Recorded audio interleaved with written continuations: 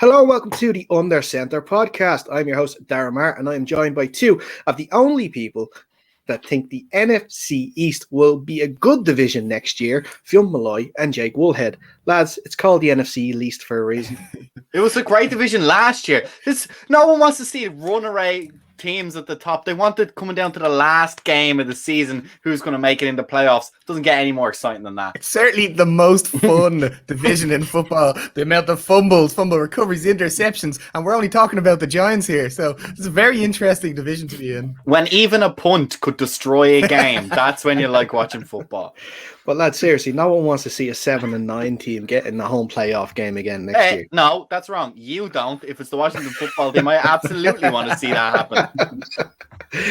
Well, if it's 7-9, it'll be a problem because we'll have that 17th game to worry about next year. So it could be 7-10 that gets you into the playoffs next year. 10 losses draw to get as well, playoffs, unfortunately. Could be a draw. We'll see. Eagles look like having draws, so we'll see with them. Mm-hmm. We are continuing though our look at the draft last weekend, and we're going to be looking at the AFC side of things, most notably the AFC West. And on the show to speak to us today is long-suffering Raiders fan Steve O'Rourke. Steve, how are you? That is about the most accurate description of being a Raiders fan that there is. I think it goes with everyone who's described as a Raiders fan, like the so-called weaker counties. That's it. Well, unfortunately, like the weaker counties, they can't just get up and move to another state and build a fantastic stadium in the middle of the desert. That is true. And this is the third different city that the Raiders have been in since I started supporting them. So, I mean, yeah. They were very close to being blocked this time. You don't live over there. You'd have to go travel for the games. So. Oh, stop. What's the Irish equivalent of moving to Las Vegas? Moving down to like Waterford or something? Down the sunny southeast? Or something. Oh, yeah, I was going to say Carrick, like, say, to take on like the Stags and the Hens, but then like Bray for the slot machines or something. So... That's actually when we were in Vegas a couple of years ago, myself and my girlfriend had that talk. So if Ireland was to have a Vegas, where would we put it? And what we actually came up with is Limerick would be the perfect spot for it, mostly because it's kind of rough already and it's kind of seedy. So you put a few hotels and casinos in, you'd be all right. Be robbed every 2 weeks. Not successfully. There'd be no Ocean's 11. Be robbing you. We're only messing with Limerick. Limerick is great crack as long as you're not in it. Before we get into the draft, guys, we are on YouTube and on audio form on the podcast. If you are watching us on YouTube, if you can like this video and subscribe to the Dynamo Podcast Network, that would be swell, because that is where you will find our podcast each and every time we upload a new show. Same on the audio side, just search Dynamo Podcast Network. That's where we'll be. Every time we upload a new show, you'll find us there as well. While you're at it, go to our Facebook, facebook.com/undercenterpod. The same for Twitter and Instagram @undercenterpod. That's where you find us. Give us a follow or a like, and be kept up to date whenever the latest shows are getting released too. So let's talk about the draft, and we are going to start with the Raiders, Steve. So they started out by doing, you could say, a Raiders thing by drafting tackle Alex Leatherwood in the first round, as sort of a reach. They redeemed themselves in the second round by getting the highly rated safety Trayvon Mullen,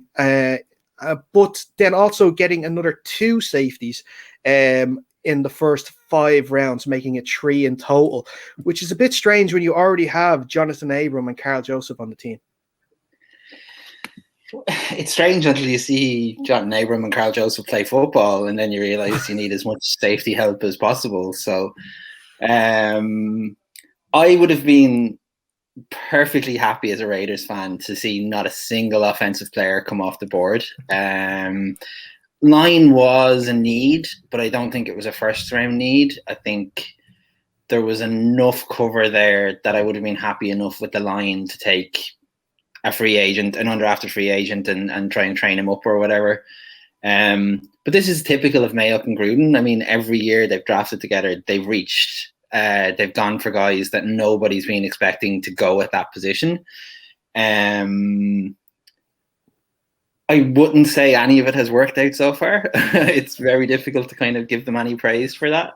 It's really difficult, like, because I think what's happening is that teams know now that the Raiders have someone maybe not on anyone else's draft board in mind, so nobody's really willing to trade down with them because they know that why would you give the Raiders extra picks? They're going to pick the guy anyway at that position, so they're not going to interrupt my draft board, and it puts them at a huge disadvantage then for trading, especially on day 1 and 2. But I do think they saved the draft with the Morig move. I think there was a lot of teams waiting for him, and it is definitely a position of need. And he does seem to be the type of player who's going to sort of fit right in with the new defense. You know, a lot of the safeties are going to expect it to be run blockers, much more so than in previous versions of this Raiders defense. So I think overall, like, it's probably still only a C plus draft, but in the Mayock Gruden era, I mean, that's a win. So I'm gonna take it. But yeah, it's just so utterly predictable what's going to happen when the Raiders draft that it's. Actually, I say that, but it's the first time they've never drafted a skill position on offense, and that is unusual because normally you're guaranteed they'll take the fastest guy in the draft. So that was a change, but the offense isn't the problem. The offense hasn't been the problem for 3 years. Everybody who had even watched a single Raiders game knows that the problem is on the other side of the football. Yeah, definitely, and another issue that really afflicted. Sorry, I got it there third time. Lucky was definitely in the corner position, and waited until the 5th round, late in the 5th round, to get Nate Hobbs as well. I know that there has been some moves made in free agency, especially to sort of shore up that. But do you think there's been enough done in the combination of free agency and draft to give you even a little bit of confidence on the defense? No, that's probably the short answer. There was obviously Sherman was linked there for quite a while, and there's still some conversations around that. I don't understand why a team who are willing to spend as much money as they are in free agency are reluctant to spend it on corners and safeties and on positions that they actually need players. Like, if you're willing to give $10 million a year to a backup quarterback, surely you're willing to give a decent wedge of money to a starting corner. Maybe they just think there's no point being in the Kansas City Chiefs division, thinking there's just no point getting any cornerbacks in because Patrick Mahomes is going to win anyway. Well, the issue isn't the Chiefs, because I actually think the Raiders have the Chiefs number. That's the one game. There are 2 games a year I'm confident going into that actually the Raiders have a really good chance. It's everyone else. It's absolutely everyone else that I worry about with the Raiders. You know, how a team last year, like, can dominate the Chiefs for 2 games. They were very unlucky not to win both of them. Absolutely dominate them, and really did they kind of put the framework in place that the Buccaneers then enhanced for the Super Bowl. Like, they played them in very similar ways. And then they go out and they need the Jets to basically throw a game to beat the Jets, you know, at the end of the season. And you go, how is this the same team? And that's, like, at least if they were consistently bad, you get a high draft pick and you're happy with that. But it's when you can turn in, like, those kind of games where you make Patrick Mahomes look normal, and yet that defense is a dumpster fire for the rest of the season, except for those 2 games. It's incredibly frustrating, I think, as a Raiders fan. But I think they are another team that will chug along to a close to 500 record again this year, because the offense, I think, on its day, if the offense is ticking, can legitimately be a top 6, top 5 offense. I think Derek Carr is an incredibly underrated quarterback. I think the line, even with the losses this offseason, is still one of the best in the league. I think the Henry Ruggs is going to come on this year in a way that I think a lot of people maybe hoped he would have done in his first season. Darren Waller is an argument to be one of the top 2 tight ends in the league at the moment. Like, offense-wise, I think they're fine, and that's enough to get you 7-8 wins. There's so many teams out there that can count on their defense to give them 4 or 5 wins. And the Raiders are not that team. The Raiders might get 1 win out of their defense this season. And they've done nothing in this offseason to kind of to make me think that they would do any more than that this year again. And where do you think the blame kind of lies? Is it the coaching? Is it the players, the talent, drafting? It's everything. I think it's when you give a head coach $100 million 10-year contract. Yeah, like he's not going to feel like his arse is on the line at any stage. Like, so I think he was right to bring in Bradley. I think that's a move that's been needed for a while. Paul Gunter wasn't ever good, unfortunately.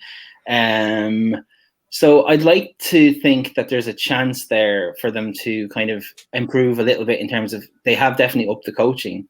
And it's such a shame because Gruden is such a good offensive play caller, but he's completely blind and he has Mayock blind to the needs on defense.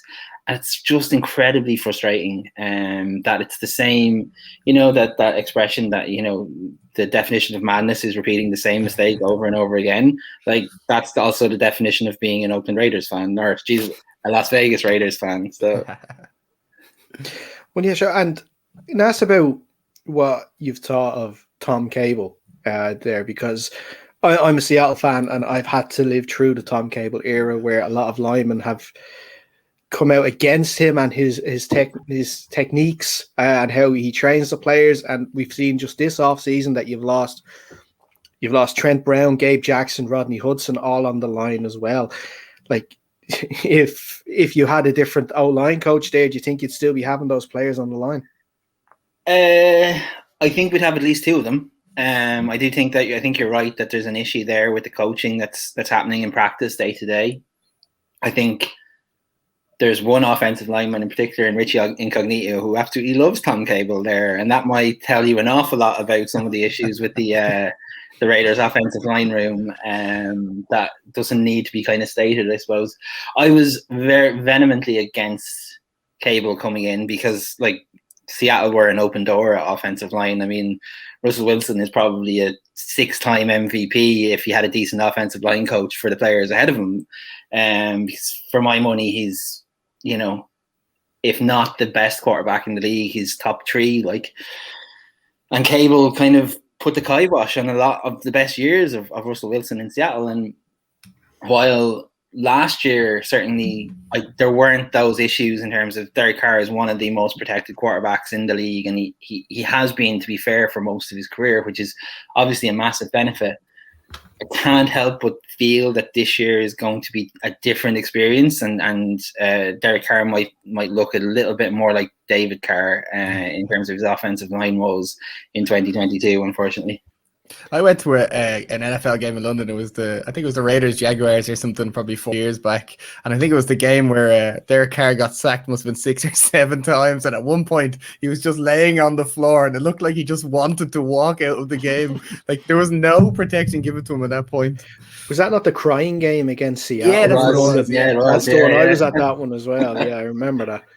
Yeah, you're you know as much as I do. Like, you're only as good as the quarterback as the line in front of you, and that line is only as good as the coaching that they've got. Like, you look at the Patriots, there's a reason their offensive line coach was until last year was like 100 years old, because Bill Belichick knew he had a good thing there and didn't want to get rid.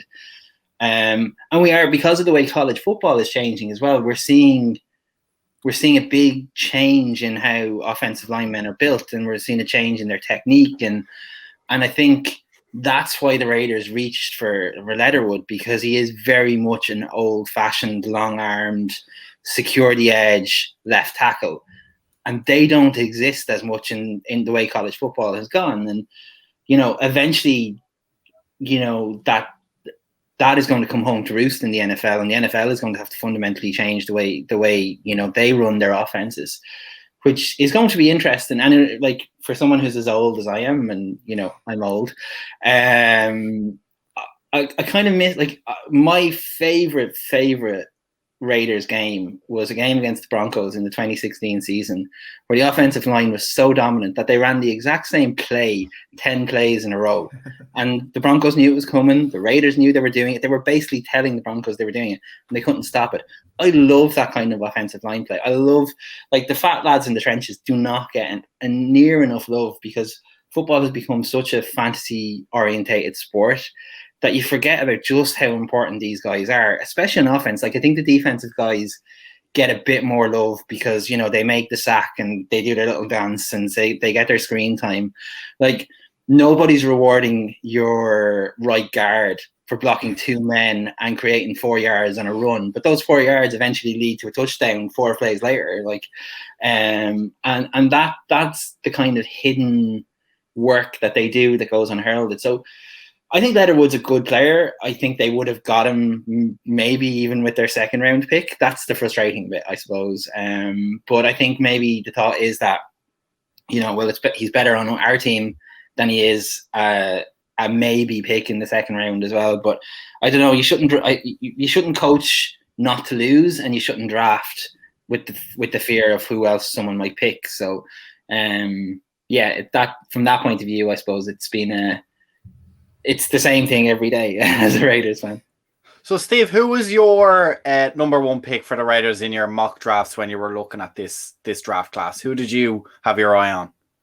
Oh, I don't do mock drafts because I like sure things. Because I don't like when last year I did a full mock draft, 3 rounds, and as soon as there's a trade, the whole thing is blown. So I didn't do it. I didn't really have. I would have liked to see. I would have preferred the run on QBs to keep going, and some of the first round corners and the defensive players to kind of drop a little bit further back. But overall, like because my expectations are so low with the Raiders, there's no point in getting my hopes up. There's no point in getting my hopes up about players because, you know, even like I'm trying to think, like, there have been so many drafts where I've waited up and a really, really brilliant player has dropped to the Raiders. And then the Chargers draft him 2 picks later because the Raiders have let him go. And that's just constant. That's the joys of being a Raiders fan, I think. So, yeah, I think for anyone who's choosing a football team for the first time, set your expectations low and keep them there.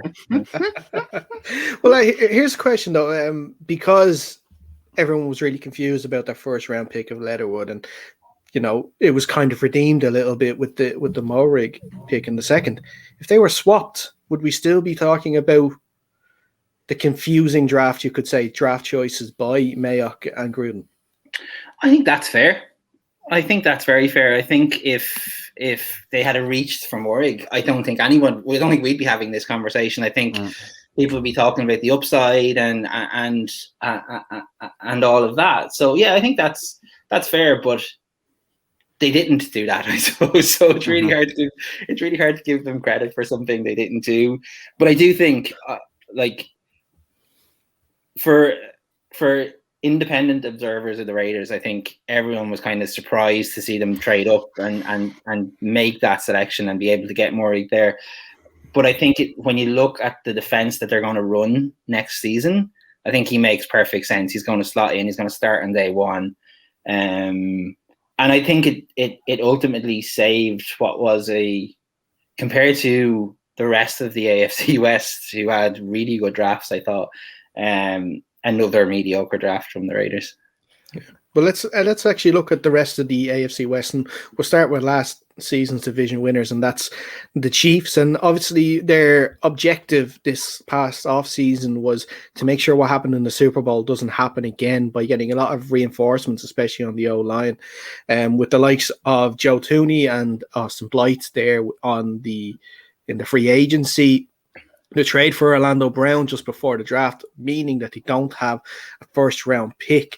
But they did also get another lineman that I was very impressed with in the third round in Creed Humphrey, who was actually one that I would have liked the Seahawks to draft. I think he is a center that's going to do quite well in the future for the Chiefs.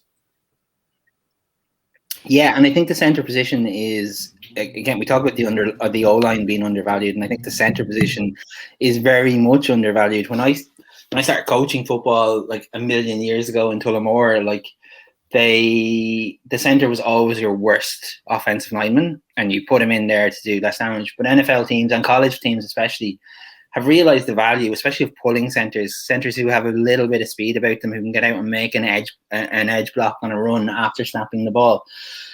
So I think that was a need, but I think for the Chiefs, it was a matter of they kind of won their draft with the trade for Orlando Brown, because no matter who they were going to pick in the first round of the draft, they weren't going to be as good a player as Orlando Brown.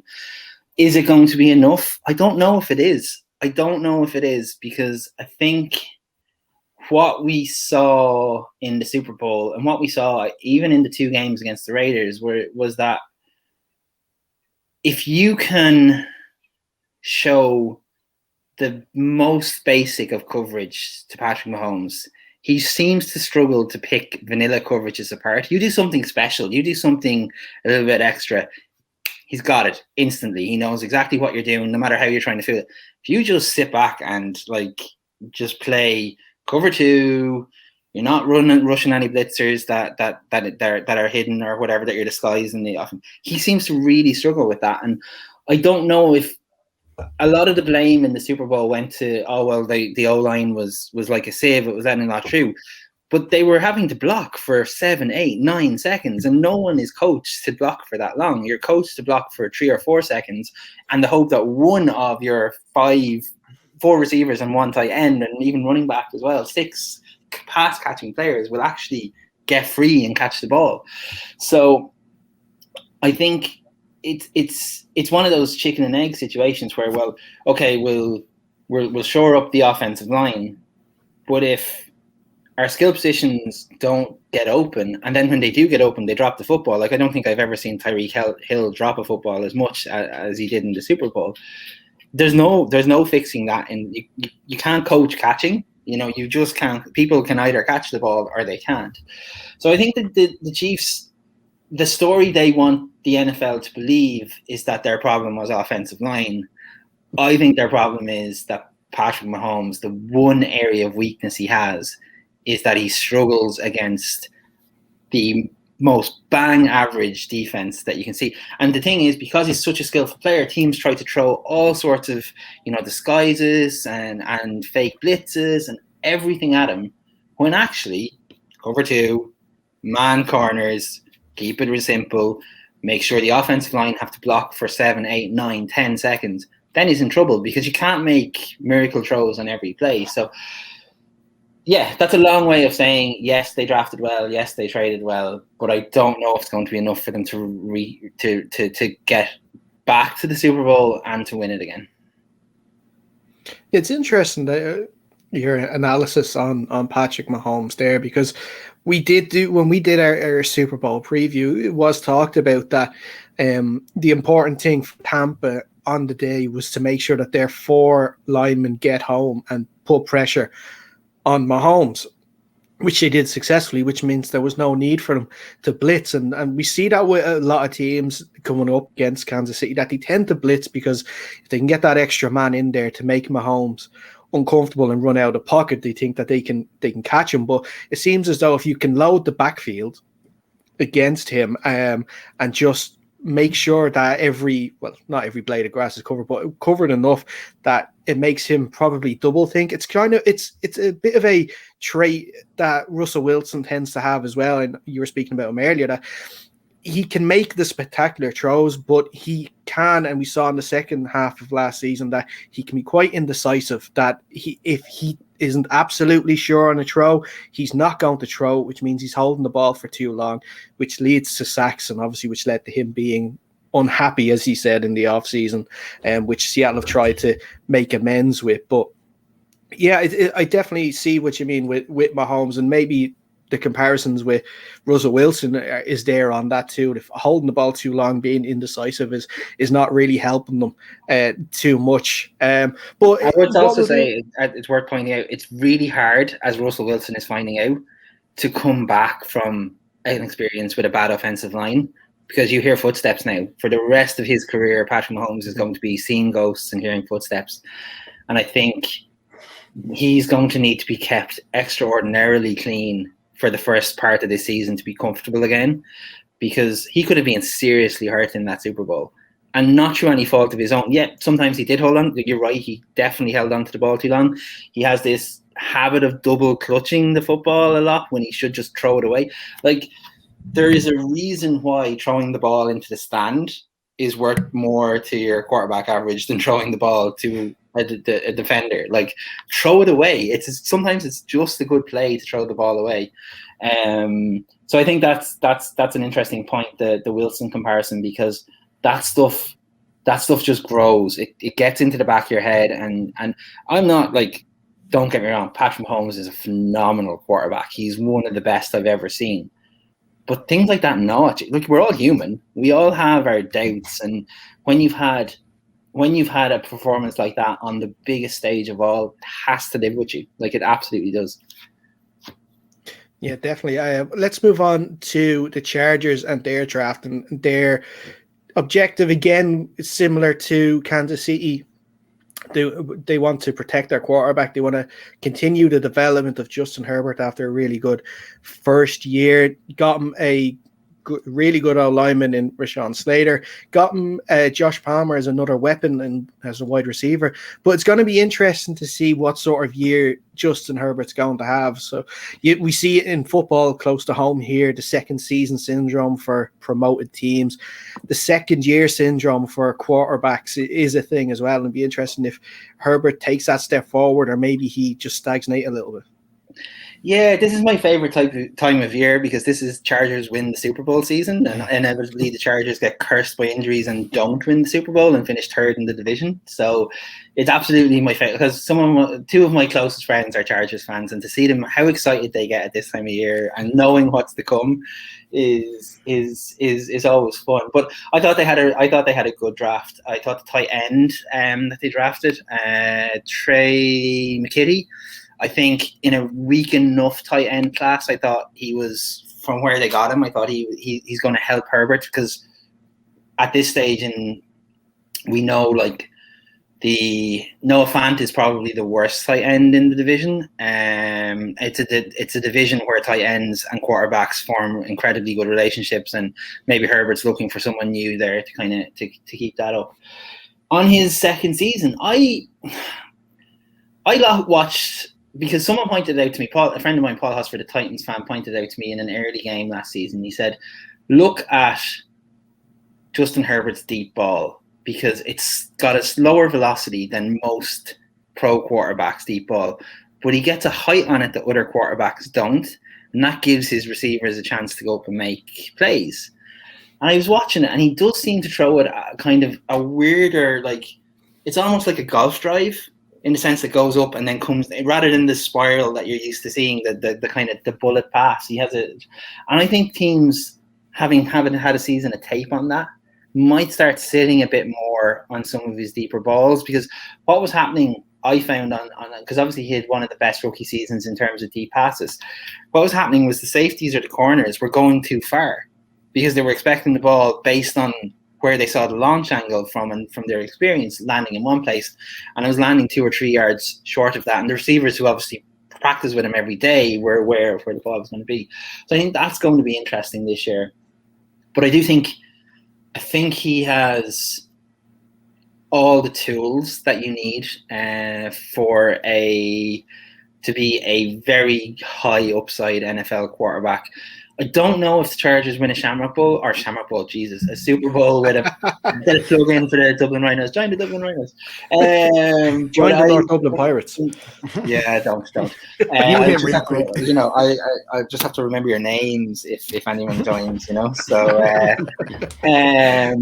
but no, I think he's a really good quarterback who can consistently get the Chargers to playoffs. My issue is that, would any of us here bet on him winning a Super Bowl in the next 5 years? And I certainly wouldn't. I'd love to know what you kind of thought. Like, personally, don't think he has the tool set to do it, but I'm open to correction. Jake would, but he literally takes any bet going at this point. I'm so easy to. You can fool me. Especially if it's to do with the Giants, I go through that. But yeah, no, I could see Justin Herbert. Like he has got a lot of good stuff, and it's always nice to see a younger guy take that step and get close to winning a Super Bowl. He certainly has a real strong team around him. Of like the rookie quarterbacks take last year, he's probably on the strongest level. So I certainly would like to see him win a Super Bowl, and maybe I will put that bet down. Maybe I will. Not what I like about him is I kind of like that he doesn't have so much flash that some of the other guys came in, and I kind of like that. A good fundamentals quarterback who stays calm in the pocket, doesn't think he's better than he is. And I think some of these extremely talented flash players get so used to being told how extremely talented and flashy they are. Their first instinct as soon as something even vaguely goes wrong is, I'm out of here. I'm going to run 50 yards with my legs and it's going to look amazing. Whereas sometimes if you hold on for that 2-3 seconds, you touched on it, Steve, it's really hard to cover for a long time and it's really hard to block for a long time. So if you can just hold it for a half second, let that develop right to where you need it to be, and then if it's not there, get out of it. I think that's a really nice thing that I saw him do, is just keep that patience, just that half beat longer that you don't have with a guy who's known for his speed or known for his flash. And I think that's what might give him the chance to really progress and have those skills to last for a long time in the NFL. Super Bowls, I think I'm with you. I think he could definitely win a Super Bowl in his career. Do I see it in the next 5 years? I just don't think the Chargers franchise has it lined up to be a team around him. So yeah, I think overall he probably has the talent, but right now it doesn't look like he's going to have the extra support that he needs. I'm certainly a fan of them drafting Rashawn Slater. I think that's the best thing you can do, having a young quarterback, is give him solid protection. I think I'm kind of against you, Fiona. I think he has a relatively strong team. He certainly has some good offensive players around him. So them drafting a very strong offensive lineman, that's a really smart move, and it's certainly pushing them in the right direction, maybe to get to a championship. It's going to be hard with obviously playing against the Chiefs 2 times a year, but I think it was a smart drafting strategy anyway. But also, I think the get of Corey Linsley, we just talked about how important centers are now. I think he's the best center in the game, and I think that's really going to help him in terms of a Super Bowl in the next 5 years. I don't think so. I think the Chargers always find ways to mess things up, and whether it's just because they're the Chargers and it just doesn't work out for them, It'll be their special teams. Yeah, Phillip Rivers, they said, was the best quarterback to not win a Super Bowl. Well, that's a different discussion for another day. I wouldn't exactly agree to that, but it's just like the Chargers never sort of really make that run. I've not in a long time anyway, and yeah, I don't know.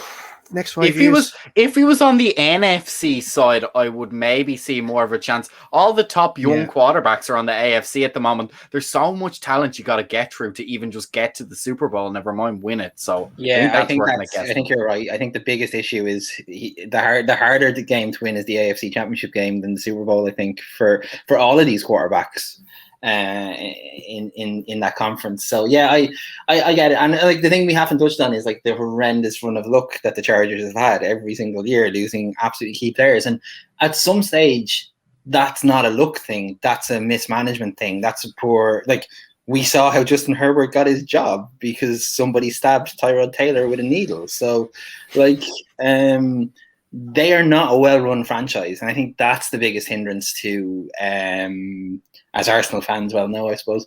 But the Rams is Arsenal. Sorry, wrong LA team. But they're still badly run because, as I said, if you stab your starting quarterback before the first game with a needle and puncture his lung, you're probably not doing things right. No, I just find it interesting because I think there was a lot of love for Herbert. And then, were the results there to match it? And I think while they drafted well, I think Surtain, obviously a second generation athlete, probably the best cornerback in the draft, but he doesn't fit Vic Fangio's scheme. So like there comes the debate of sorry, that's the Broncos later on. But I think that's who you're coming up against, is a division that is now starting to load up. We're seeing the quarterbacks, with the exception of the Broncos, who have struggled at quarterback. We've seen all the teams now starting that he's coming up against not only have good young quarterbacks, but they're now starting to put in good safeties, good cornerbacks. And I think we're going to see I think the AFC West is going to be quite strong next season, whereas it may have been on, obviously, Patrick Mahomes elevates it and the Chiefs elevate it to a different level. But I don't think it was that good a division for the last maybe couple of seasons outside of the Chiefs. And I think that's where we're really going to see the value, because, if you are playing the Raiders twice a year, if you are playing the Broncos twice a year, or certainly the Broncos over the last few seasons, it does become a lot easier to start padding your record, your win-loss record, and your stats. And if you're constantly finishing third or fourth in your division, it becomes a lot easier to start padding your stats against the weaker teams in your conference and things like that as well the following season. So I think this is a really, going back to your original point, Dara, this is a really telling year, because he's either going to take the Josh Allen step forward, which, conversation for a different day, but I don't think that's sustainable for Josh Allen, where we see numbers we've never seen from him before, or he reverts like we see a lot of young quarterbacks do, where they've had a lot of game film down now, so a lot of defenses and defensive coordinators know exactly what's coming. And so that's, for me, him and Herbert and the Chargers are the most fascinating team in the AFC West, because they have the potential to legitimately make a run at the division, I think, but they've also the absolute potential to finish last in it, because it's the Chargers, and that's what we kind of expect from that organization. So yeah, definitely. You talked a little bit about the Broncos earlier, but let's move on to them actually. And they were one of the sides that we thought were going to be in the QB conversation before the draft started. And they ended up not going for their quarterback and went for cornerback Patrick Surtain. Despite not getting the quarterback, though, I personally liked their draft. I thought Javonte Williams, the running back, and Quinn Morris especially were really good picks early. And the safety Jamar Johnson in the 5th round was a sleeper pick that could end up being quite the selection for them in the future. But what did you think about their choice? I know you sort of mentioned it a little bit there a few minutes ago that you're not too keen on the Patrick Surtain pick. Yeah, because again, it's that question of player and fit.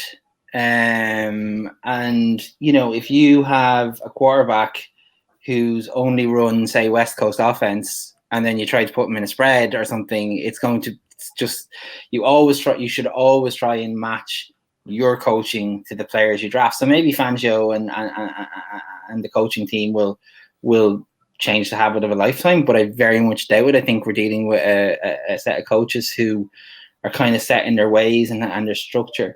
I thought Sam Monson from PFF made a really good point. The Broncos did everything right. They've done everything right in terms of a lot of the moves they've made, but they ruined it all by not drafting a quarterback, because the answer to the Broncos is not in that QB room. I mean, my son's called Teddy, so always been biased towards Teddy Bridgewater. But Drew Lock, Teddy Bridgewater, and what's the other guy's name they have? Jeff Driscoll, is it? Brett. Is it Brett Ripen? Is it Brett Ripen? Brett Ripen. Is it Aaron Rodgers? Well, there's the other question. So then that leads us up, I think, quite nicely to the only thing I can think about with the way they drafted is that they have a plan for a quarterback that they're going to make a move for, an established quarterback. And if all the noises, I suppose, coming out of Wisconsin are to be believed, well, then they have a suitor who is equally enthused at the prospect of joining them. So I think while the draft was fine, it was absolutely fine. The only way for me it makes sense is if they have something in their pocket. I saw someone today talking about Andrew Luck coming out of retirement and the Broncos having their eye on them, and you're going, no, it's actually much more likely that it's Aaron Rodgers, a man who's actively said that. Why do you need to start this conversation when it's a man who's actively said he wants out of his position that he's in?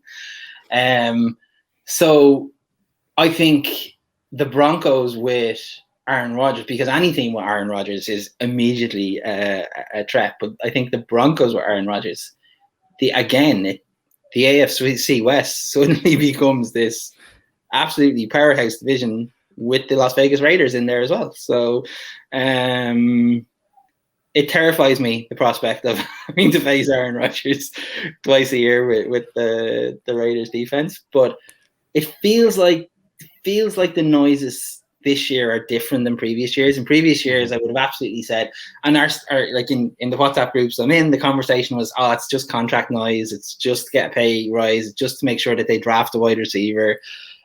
But no, this feels different. It does feel different. And with, like, I know he said that he has two, like, you know, the Raiders and the Broncos would be like good landing spots for him, considering the offenses they run.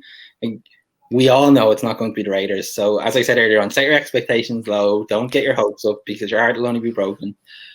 But if he lands in, and, you know, I'm old enough to remember when there was talk of Russell Wilson potentially coming to the division as well. That could have been, if Wilson to the Raiders had have happened and Rodgers to Broncos does happen, that would have been some QB division you're talking about in the AFC West all of a sudden.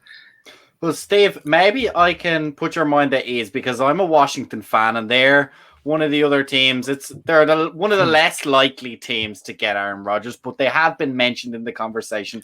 And so I wanted to pitch a trade to you, and let's see what you think of it. So my thought process, and I'll go through it as I go. So we're getting Aaron Rodgers, obviously humongous upgrade at quarterback.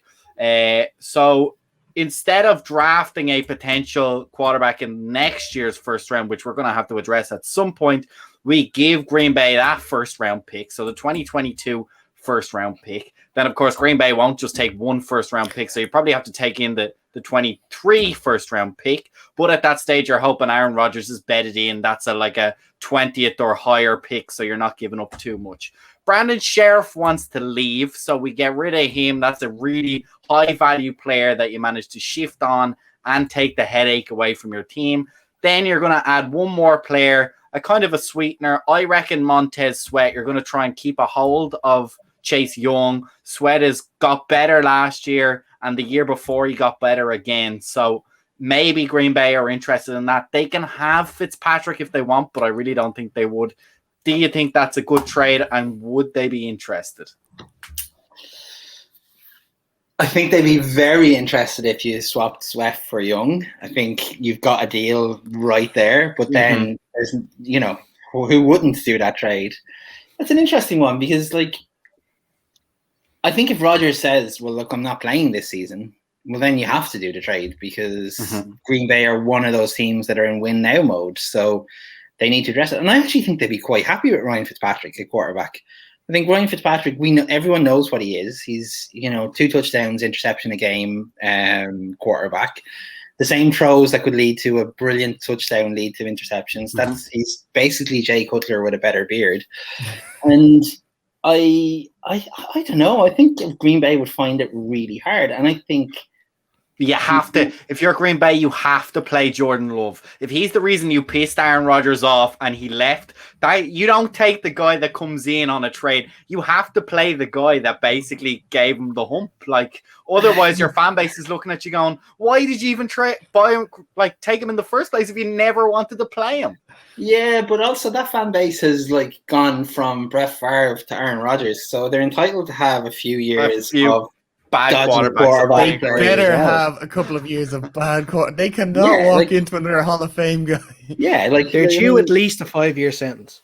Well, yeah, Fitzpatrick definitely isn't a Hall of Fame guy anyway. No, he's already had 2 hot careers, and that hasn't been Hall of Fame. So, no, I think in that sense you're right, but I do think in terms of keeping the experience in the QB room, you take Fitzpatrick as part of that deal. I think they'd find it very hard to say no, and I'm not sure that the Broncos can really match that kind of offer. I think that's the bigger issue there. But if you're the Chargers, or if you're the Packers, the only thing that puts you off that is you're keeping Aaron Rodgers in conference. And I don't think the Packers want to do that. And that's why I think you'd probably need to put Young in there just to get that deal done. Because the golden rule of QB trades is get him out of your conference. You know, it's not just enough to get him out of your division. You have to get him out of conference. So that would be the only thing if I was the however many thousand people own the Packers organization. That would be the thing that would put me off it. But it's you have to listen to the phone. You have to pick up the phone. The other question on the Broncos is Aaron Rodgers tall enough to be a Broncos QB, because that seems to be the only defining trait. For Elway. Well, they're already a mile high, so like you got to get that extra altitude, get that ball Yeah. floating. I think he might have to put on the Cuban heels to be Yeah. traded for by Elway. But like I think in terms of destinations though as well, and I'm sorry, Jake, I think Don't it's say an it. easy division to Oh, as well, well. yeah. So it's a path to the playoffs for. I think if any team in the revenge. NFC East had Aaron Rodgers, that division would just be that team's ownership. Like they'd just have it. Like, but the Well, I division mean, as it with the stands is Detroit Lions ridiculous. and things like that as well. I mean, it's not like he's had. But yeah, no, I think it's a really, really interesting proposition. But like I said, I think the conference element of it is the only thing that stops it from happening. But the problem for Rodgers, I think the biggest problem for Rodgers is there's very, very, very few teams that can put together the type of package now. The Dolphins could have done it. The Dolphins could have done it with their draft capital. But now and I know theoretically with the cap money and all that, they have to wait till July 1st and things like that. But it feels like the window for teams that he may end up with is closing. And so I would be, at this stage, I wouldn't be surprised if he was the starting QB for Green Bay on day one of the season. But equally, I wouldn't be shocked if he was somewhere else or not playing football. And that's a legitimate Jeopardy host. for him, because if he's as unhappy as he's saying he is, like, why not walk away? Like, none of us would stay in a job that we're not happy with. That's the lie. I've definitely stayed in jobs I'm not happy with. But I've also not been Aaron Rodgers, so there's maybe that as well. But I think in order of likelihood, I think number one is starting Packers QB. Number two is not playing football next season, and number three is playing somewhere else. I think that's probably where we are at the moment. My issue for the trade for Aaron Rodgers is, like, it's going to cost a whole bunch to get Aaron Rodgers on your team. So there's only a few teams that have that package that they could trade up and get Aaron Rodgers, and then B, also have a team that's strong enough to give Aaron Rodgers the chance to get into a Super Bowl, because you only realistically have 4, maybe 5 years of like excellent Aaron Rodgers play before it drops off a cliff. Do you want to hamstring your team for that long if you're not going to get to a Super Bowl? So I'm kind of in between on that trade for me. Yeah, I also don't think you have that long. I think Brady has given us a false impression of what you can do, because Rodgers is such a different type of QB and relies so much more on kind of that backyard football and scrambling that you just can't do at the age of 40. I'm 38. I make noises getting in and out of chairs. Like, so Aaron Rodgers is only a year younger than me. Yeah, fair enough. He's a lot fitter, but like, I just think we saw with Drew Brees, the idea that everyone can be a Brady is QBs fall off a cliff. They don't go gently into the good night. They go and down. And sorry for anyone listening, I made a movement with my hand there. But I think that you have to justify any trade for Rodgers, you have to win 2 Super Bowls in the next 3 years. And how many teams have the strength and depth to actually do that? But it is possible. Like, we look at what the Bucs have done. The Bucs are probably favorites for the Super Bowl again this year because they've brought everyone back. And it's at the expense of, Bucs fans know and Bucs ownership know that they are in for a decade of hell after all of this. But if you win 2 Super Bowls, absolutely worth it. 2 points. Washington have already been in a decade of hell in terms of quarterbacks. And number 2, we almost beat the Buccaneers in the playoffs last season. So just because you're in a decade as being as playoff ready and as Super Bowl ready as any other team in the NFL. Just because you were in a decade of QB hell doesn't mean you can come out of the decade of QB hell. Imagine what Aaron Rodgers could do when our backup quarterback nearly beat Brady and the Bucs. It's a 40-point thrashing, really, when you do the maths. Well, to be fair, Green Bay Aaron Rodgers and Green Bay were destroyed by the Bucs in the regular season and lost in the NFC Championship anyway. So, they didn't have a defense. They had King over there getting burnt like toast. Oh yeah. Well, who did you have on the corners last year? You had Darby, didn't you? Yeah, Darby, and I don't even remember Moreau, I think maybe, or something like that.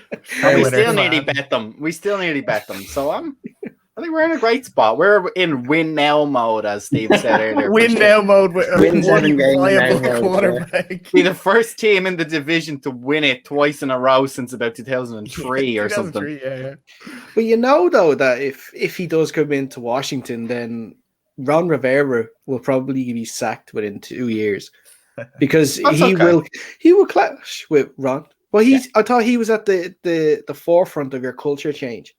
Yeah, but he can do the defense, and Aaron Rodgers can be at the forefront of the offensive change. Now, when it comes to Fiona and it's his team getting a Hall of Fame quarterback, it doesn't matter now. You can get rid of all these culture If changes. Jake can will Golladay, even if they did have to pay him an outrageous amount of money, I'm going to will Aaron Rodgers to the Washington Football League. If only just for something slightly better to watch for the next 4 years. Aaron Rodgers for Daniel Jones, straight up.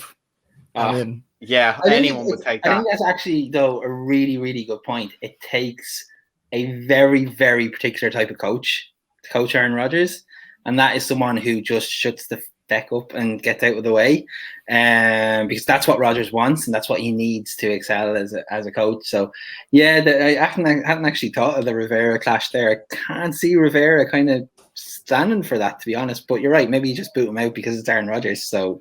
Steve, real quickly, right? We had this come up on our show multiple times, but Fionn hates this, right? When quarterbacks that are potential Hall of Famers want to have some say in how their team draft and do stuff. I'm for letting your quarterback have a say. Where do you stand on it? If it's a Hall of Fame quarterback now. No, they're not just have a say. They want to make him GM and quarterback. No. Like, you got to hire your coach. You get to hire the GM. You get to decide who they trade. Like, they were literally like, yeah, that's completely reasonable for Russell Wilson to want to fire the front office, hire all his own guys, and make a draft list for himself. I don't think that's what we were saying. But, Steve, go ahead. I'm more comfortable with a QB, especially a QB at that level, choosing his coordinator than I am with him choosing his draft picks. Because I think, obviously, if you're the QB, you're going to draft, I'll have the best receiver, I'll have the best tight end, I'll have the best offensive lineman, and that's no way to draft. So I think, it sounds like I'm sitting on the fence, and I really don't like sitting on the fence, but I'm fine with him choosing the OC and even the HC. I'm not happy with him being the general manager. I'm certainly fine with him having a say. Like, I like this guy, I like that guy, but he's going to are your own GM. It's not like he's doing tape on the best edge rushers in the draft. I'm a firm believer that every single NFL team should have an offensive-minded head coach, have a set defensive coordinator, and that QB and head coach have the best relationship of any two people in the whole organization. The relationship between the GM and the head coach don't even need to be as tight as the relationship between the QB and the head coach. I think if you have if you hire an offensive coordinator and a defensive-minded head coach, in 2 years' time, some other team has taken your offensive coordinator to be their head coach. So you might as well get ahead of them and do it. And if for your QB to be happy, that guy has to be someone that they're comfortable working with. So I'm okay with Rodgers kind of taking the lead there. I'm not okay with him sulking about their draft picks because ultimately it's not his team. It's not his organization. The offense is what he needs to worry about. He can't play defense. He can't cover Bucs receivers in playoff games. So he should focus on his side of the football only, I think. Yeah, it is interesting because you basically, when you were talking about the relationship QB should have, you're essentially describing the Seahawks issues that they had over the offseason, because obviously Wilson wanted more of a say. Wilson gets the guy that he wanted in Shane Waldron, and like you were saying, quarterbacks shouldn't make the draft picks, but if the quarterback gets the OC that they want, they are going to make the draft picks, if you know what I'm saying, because they're going to have the same mindset because he's on board with that person. So you know, he knows what sort of game is going to be best, and that's basically what the best OCs you want on your team as well. You want ones that are going to have that, you know, almost kinetic, you know, relationship that they're going to have. That, look, listen, we know where we are right now. We don't necessarily need to talk about the play. We know what we're going to do here. Yeah, it's at a very, very, very, very different level, so far apart that like I shouldn't even be comparing them. But like we have, you know, in our football team, we have a playbook, we have play calls. I call in the plays. The QB has the best view of anyone on the field. The QB, if he decides to change the play call, I am absolutely comfortable with that because he is a much better thing than me. And likewise in the NFL, I think so many coaches fail because they decide that it's their way is the only way. And the best OCs, the best coaches turn around to their players and say, what do you think? Because it should be a symbiotic relationship. It should work both ways. Yeah, there are times when you say, no, we're running the ball here. You don't need to make the hero throw. Absolutely. And there are times you do need to put your foot down. But I think for an organization and an offense to tick, to really kind of work well, the head coach has to trust, or the offense coordinator has to trust his QB implicitly, and vice versa. Like, I think where the issue comes is if the Mike McCarthy ended the Mike McCarthy era in Green Bay, where Rodgers was just ignoring what he was saying every single play and calling his own. That's not a healthy relationship. It's supposed to be dynamic. It's supposed to be something that the balance of power there is equal. When it shifts too much to one person, I think that's where you have the issue. What I like about the idea of QB calling his own like plays and picking his own OC is, if you fail, then it's all on you. You don't have any other excuse, and then you have to hold your hands up and say, look, I wasn't good enough. And I think a lot of quarterbacks thrive in that environment where everything's like we can see it. Phil mentioned earlier on about QBs that tuck the ball under their arms and run far too quickly, but that's because they have been taught their entire high school, collegiate career that the winning of the game depends solely on them. Nobody else, like they are the most important person in the world on that particular play. And when you get a QB HC or OC relationship where actually, what do you think? I think that just eases the burden a little bit, and then you can push on and you get better as a pair, you get better as a team. But it can certainly very, very quickly, as we're seeing in Dallas, I suppose, over the last few seasons, as we've seen in Green Bay before, that when that power dynamic between the play caller and the QB shifts too much to the QB, it's not good either. So there is a balance, but it's like everything. I mean, like, I could have 6 points tonight and like really enjoy myself, but I have to work in the morning and it's not going to be that much fun. So it's finding that nice balance in the middle. And that's the same with any NFL organization, I think. Yeah, definitely. And I think that's a perfect spot to wrap it up. Steve, thanks so much for taking the time to speak to us today. Thanks a million, and apologise for how dark it looks, but we've a canary, and if I turned on the other light, he would sing the flip out of the show. So it was just for everyone else's ears. I kept the lights darker. That's grand. We appreciate that anyway. We'll let the canary sing if Aaron Rodgers goes to the Washington football team. Perfect. Yeah. Fion's all over that. Listen, before we go, guys, if you are watching us on YouTube, can you please like this video and subscribe to the Dynamo Podcast Network? That is where you will find our podcast each and every time we upload a brand new show. Same on the audio side. Just search Dynamo Podcast Network wherever you get your podcast. You'll find us there when we upload a new show once or twice a week. And on the socials, it's facebook.com/UnderCenterPod, Instagram and Twitter @UnderCenterPod. Fiona and Jake, as always, thank you so much. Thank you very much for having us. Thank you very much. Lads, we'll be back again next week where we'll be continue our off-season series by looking at 2 other teams and how they are approaching the 2021 season. But until then, stay safe and we'll speak soon.